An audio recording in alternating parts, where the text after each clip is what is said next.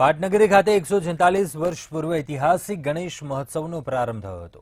પાટણ શહેરના ભદ્ર વિસ્તારમાં આવેલ ગણેશવાડીમાં મહારાષ્ટ્રીયન પરિવારો દ્વારા ગણેશજીની મૂર્તિ લેવા શાસ્ત્રોક્ત વિધિવિધાન પ્રમાણે ભગવાન ગણેશજીની પાલખી યાત્રા વાજતે ગાજતે નીકળી હતી। આ પાલખી યાત્રા ભદ્ર વિસ્તારમાંથી ગજાનંદવાડી ખાતે સમાપન કરવામાં આવી હતી, જ્યાં મહારાષ્ટ્રીયન પરિવારની મહિલાઓ અને શ્રદ્ધાળુ ભક્તો દ્વારા ભગવાન શ્રીજીની દેદીપ્યમાન મૂર્તિની વિધિવિધાનપૂર્વક વધાવવામાં આવી હતી। બ્રાહ્મણો દ્વારા મંત્રોચ્ચાર સાથે વિધિવત રીતે સ્થાપન કરવામાં આવી હતી।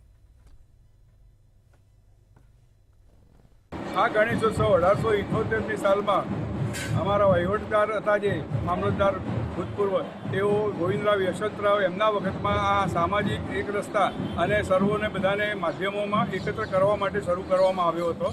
એ જમાનામાં મીડિયા અને પેપરો નહોતા, ત્યારે આનો લોકોના સંપર્ક માટે બહુ સારો ઉપયોગ થયો હતો અને 1928માં પૂર્વ ન્યાયાધીશ મહાદેવ મુકુંદ જોશી હતા, એમણે 50 વર્ષનો આનો ઇતિહાસ લખ્યો હતો અને એ વખતે એ 50 વર્ષની અર્ધશતાબ્દી એમણે ઉજવી હતી।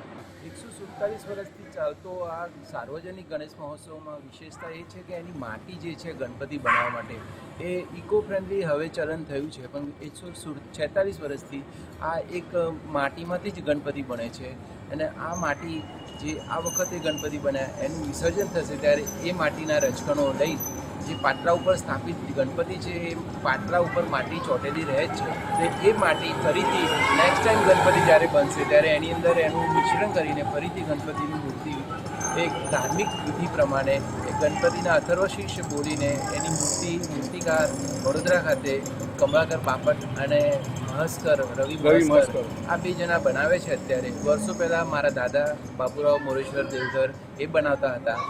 આ મૂર્તિ આટલા વર્ષોથી માટીમાંથી જ બને છે, એ જ એની એક મહત્વ વિશેષતા છે અને મૂર્તિની સાઇઝ એક જ છે, 21 ઇંચ એની હાઇટ છે, 24.5 ઇંચ એની પહોળાઈ છે અને 18 ઇંચ એની ડેપ્થ છે।